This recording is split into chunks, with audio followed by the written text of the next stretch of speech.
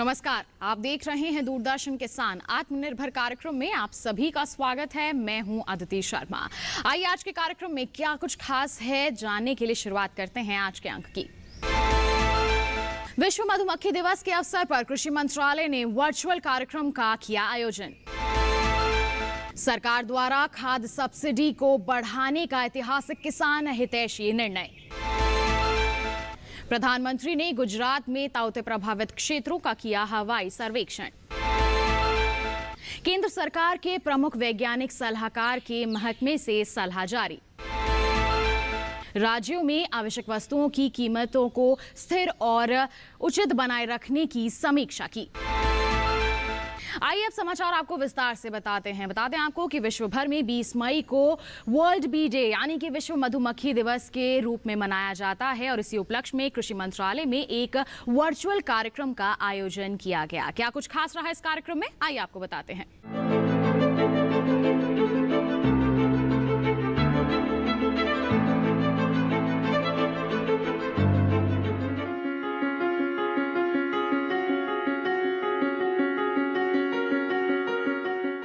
विश्व मधुमक्खी दिवस पर कृषि एवं किसान कल्याण मंत्री श्री नरेंद्र सिंह तोमर ने भारतीय कृषि अनुसंधान संस्थान पूसा नई दिल्ली में शहद परीक्षण प्रयोगशाला स्थापित करने की परियोजना का शुभारंभ किया। आज पूसा परिसर में हम एक लैब की स्थापना कर रहे हैं और देश के अनेक भागों में इस प्रकार की प्रयोगशालाएं बने जिसका लाभ वहाँ के शहद उत्पादकों को मिले, वहाँ शहद का एकत्रीकरण भी हो, प्रोसेसिंग भी हो, लेबलिंग भी हो, पैकेजिंग भी हो और वहाँ के लोग अपने उत्पादन का अच्छा दाम ले सकें। इस दिशा में यह निश्चित रूप से एक बहुत अच्छी शुरुआत है। श्री तोमर ने कहा कि देश में शहद का उत्पादन व निर्यात बढ़ रहा है तथा अच्छी गुणवत्ता के शहद के लिए भी पूरे प्रयत्न हो रहे हैं। छोटे व मझोले किसान इस काम से जुड़े ताकि उनकी आमदनी बढ़े। राष्ट्रीय मधुमक्खी पालन व शहद मिशन में समग्र संवर्धन तथा वैज्ञानिक मधुमक्खी पालन के विकास व मीठी क्रांति का लक्ष्य प्राप्त करने के लिए 300 करोड़ रुपए की मंजूरी दी गई है। साथ ही NBHM को आत्मनिर्भर भारत अभियान में केंद्र सरकार द्वारा 500 करोड़ रुपए आवंटित किए गए हैं। केंद्रीय मंत्री ने कहा कि वैज्ञानिक मधुमक्खी पालन को बढ़ावा देने के लिए अन्य प्रयासों के साथ साथ मधुमक्खी पालकों के FPO बनाने की भी शुरुआत हो चुकी है। इनके सहित देश भर में 10,000 FPO बनाए जा रहे हैं। प्रधानमंत्री जी ने आत्मनिर्भर भारत की बात कही तब कृषि क्षेत्र के लिए 1 लाख करोड़ के इंफ्रास्ट्रक्चर फंड के अलावा मधुमक्खी पालन सहित अन्य संबद्ध क्षेत्रों का भी ध्यान रखा है। श्री तोमर ने कहा कि शहद का उत्पादन बढ़ना चाहिए व गुणवत्ता से समझौता नहीं होना चाहिए। छोटे से छोटा किसान भी इस कार्य से जुड़े। जो भूमि धारक नहीं है उनके लिए क्षेत्र रोजगार का बड़ा साधन बने, इसके लिए राज्यों को प्रयत्न करना चाहिए। कार्यक्रम में कृषि एवं किसान कल्याण राज्य मंत्री श्री परषोत्तम रुपाला, सचिव श्री संजय अग्रवाल, ICAR के महानिदेशक डॉक्टर त्रिलोचन महापात्रा ने भी विचार व्यक्त किए। कृषि आयुक्त डॉक्टर SK मल्होत्रा तथा शहद मिशन के अन्य अधिकारी और शहद उत्पादन से जुड़े किसान भाई बहन वर्चुअल शामिल हुए।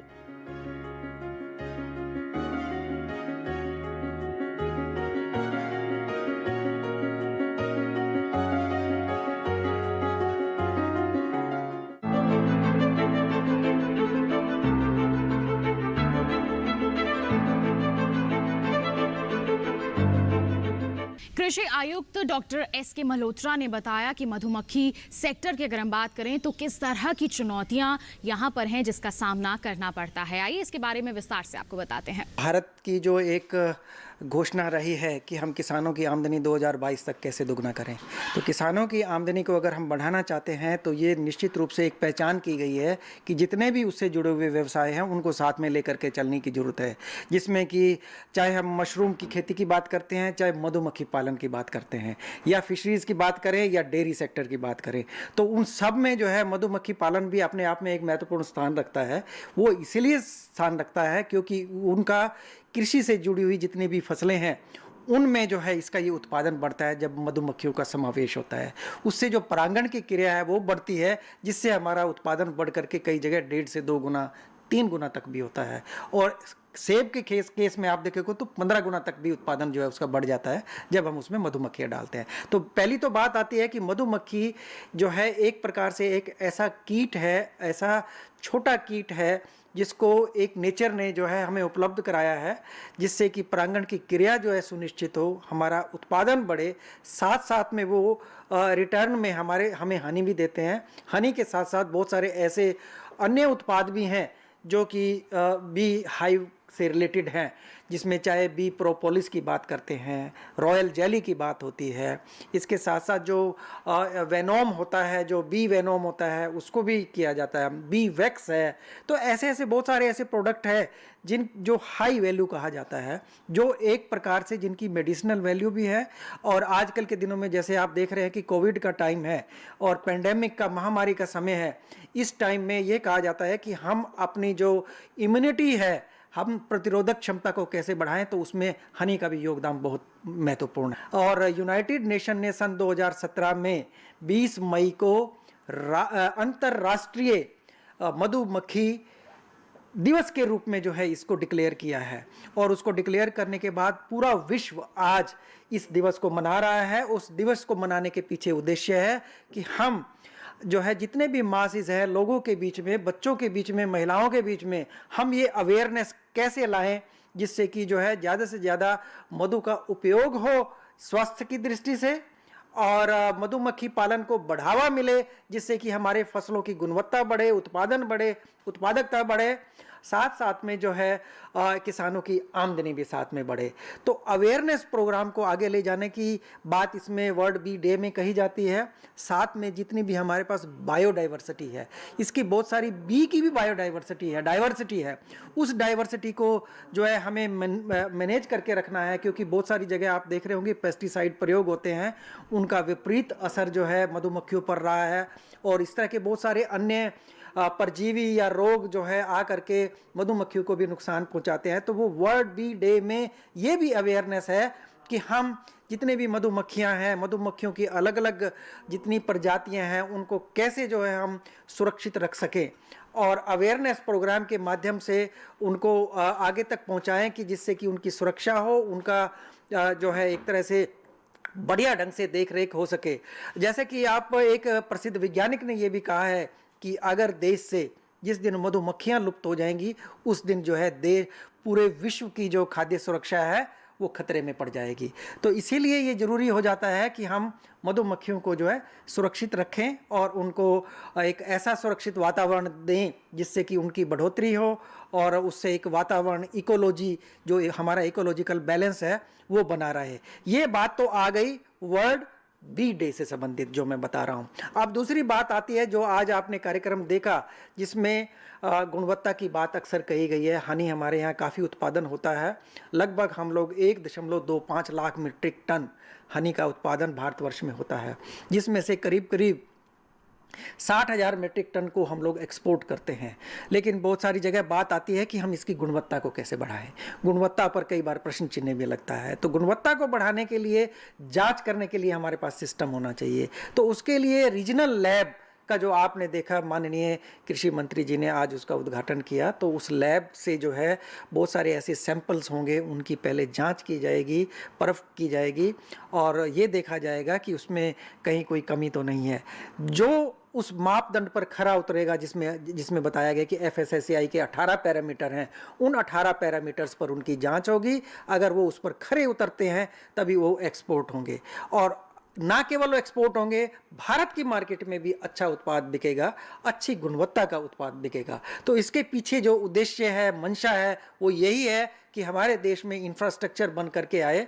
ऐसी करीब करीब 5 रीजनल स्तर की प्रयोगशालाएं भारत सरकार ने डिसाइड किया है कि इस तरह की अलग अलग रीजन में 5 बड़ी प्रयोगशालाएं बनाई जाएंगी, 100 छोटी प्रयोगशालाएं बनाई जाएंगी।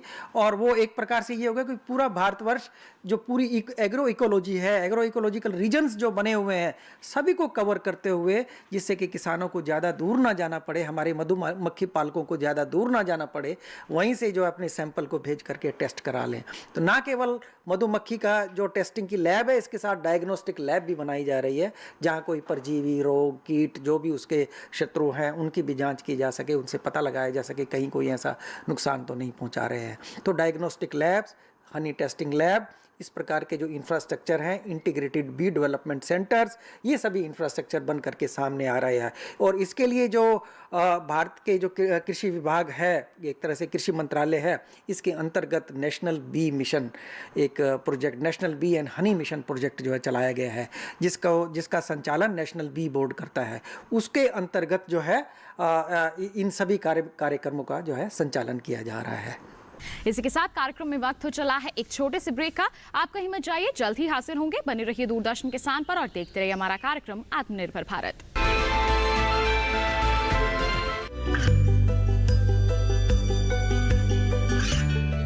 गांवों और पिछड़े क्षेत्रों में सरकारी योजनाओं की जानकारी पहुंचा। देश में कौशल और क्षमता विकास कर ग्रामीणों को सामाजिक बदलाव और विकास से जोड़ने की दूरदर्शन किसान की पहल चौपाल चर्चा देखें सोमवार से शुक्रवार सुबह 9 बजे। ये कामयाबी है अन्नदाता की,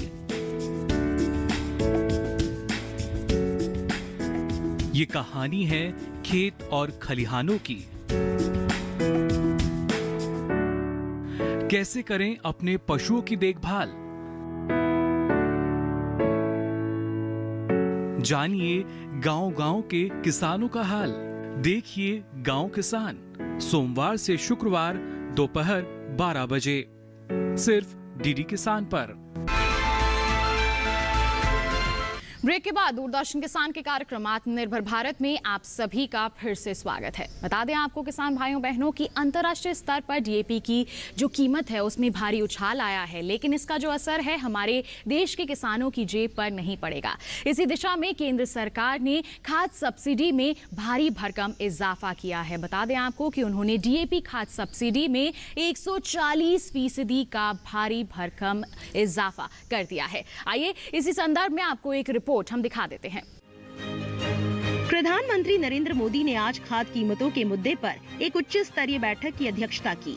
उन्हें खाद कीमतों के विषय पर विस्तृत जानकारी प्रेजेंटेशन के माध्यम से दी गई। मीटिंग में इस बात पर चर्चा हुई कि अंतर्राष्ट्रीय स्तर पर फास्फोरिक एसिड, अमोनिया आदि की बढ़ती कीमतों के कारण खाद की कीमतों में वृद्धि हो रही है। प्रधानमंत्री ने जोर देकर कहा कि अंतर्राष्ट्रीय कीमतों में बढ़ोतरी के बावजूद किसानों को पुरानी दरों पर ही खाद मिलनी चाहिए। डीएपी खाद के लिए सब्सिडी 500 रुपए प्रति बैग से 140% बढ़ाकर 1200 रुपए प्रति बैग करने का ऐतिहासिक निर्णय लिया गया।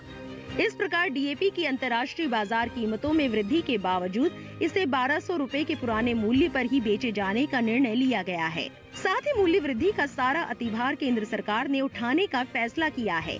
प्रति बोरी सब्सिडी की राशि कभी भी एक बार में इतनी नहीं बढ़ाई गई है।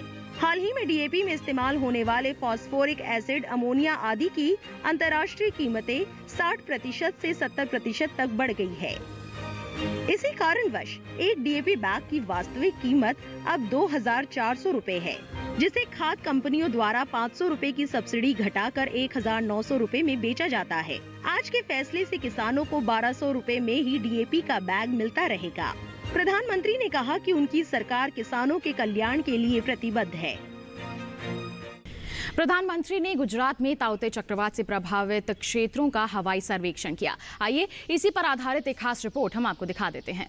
प्रधानमंत्री श्री नरेंद्र मोदी ने चक्रवात ताउते के कारण उत्पन्न हुई परिस्थिति का जायजा लेने के लिए बुधवार को गुजरात का दौरा किया। प्रधानमंत्री ने गुजरात और दीव स्थित ऊना यानी गिर सोमनाथ, जाफराबाद यानी अमरेली, महुआ यानी भावनगर में चक्रवात तौकते से प्रभावित क्षेत्रों का हवाई सर्वेक्षण किया। हवाई सर्वेक्षण के बाद उन्होंने गुजरात और दीव में राहत और पुनर्वास के लिए उठाए जा रहे कदमों की समीक्षा करने के लिए अहमदाबाद में एक बैठक की अध्यक्षता की। प्रधानमंत्री ने गुजरात राज्य में तत्काल राहत गतिविधियों के लिए 1000 करोड़ रुपए की वित्तीय सहायता की घोषणा की। इसके बाद उन्होंने कहा, केंद्र सरकार एक अंतर मंत्रिमंडलीय टीम का गठन करेगी। ये टीम तूफान से हुए नुकसान का आकलन करने के लिए राज्य का दौरा करेगी, जिसके आधार पर राज्य को आगे भी वित्तीय सहायता प्रदान की जाएगी। उपभोक्ता मामले, खाद्य और सार्वजनिक वितरण मंत्री ने राज्यों में आवश्यक वस्तुओं की कीमतों को स्थिर और उचित बनाए रखने के प्रावधानों की समीक्षा की। आइए इससे संबंधित और जानकारियां आपको देते हैं। उपभोक्ता मामले, खाद्य एवं सार्वजनिक वितरण, रेलवे और वाणिज्य एवं उद्योग मंत्री श्री पीयूष गोयल ने अधिकारियों से राज्यों व संघ राज्य क्षेत्रों में आवश्यक वस्तुओं की कीमतों पर कड़ी नजर रखने को कहा है।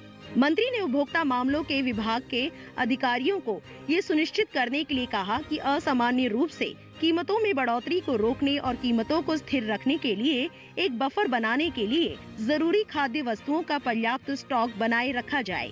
केंद्रीय मंत्री ने कहा कि यदि कोई मील कारोबारी, थोक विक्रेता या खुदरा विक्रेता कोविड की परिस्थिति का अनुचित लाभ उठाने की कोशिश करता है और वो आवश्यक वस्तुओं की जमाखोरी करता है, तो राज्य द्वारा आवश्यक वस्तु अधिनियम के प्रावधान लागू किए जाए। केंद्रीय मंत्री राज्यों व संघ राज्य क्षेत्रों में आवश्यक वस्तुओं की कीमतों को नियंत्रण में रखने के प्रावधानों की समीक्षा कर रहे थे। उल्लेखनीय है कि उपभोक्ता मामले के विभाग के 34 राज्यों व संघ राज्य क्षेत्रों के 157 केंद्रों से कीमतों के बारे में आंकड़े एकत्र करता है। हाल ही में वाणिज्य मंत्रालय ने दालों की आपूर्ति को आसान बनाने के लिए अपनी आयात नीति में बदलाव किया है।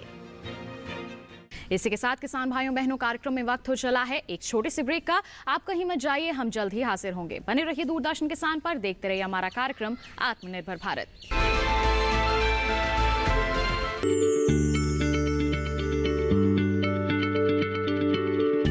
क्या आप किसी बीमारी से परेशान हैं?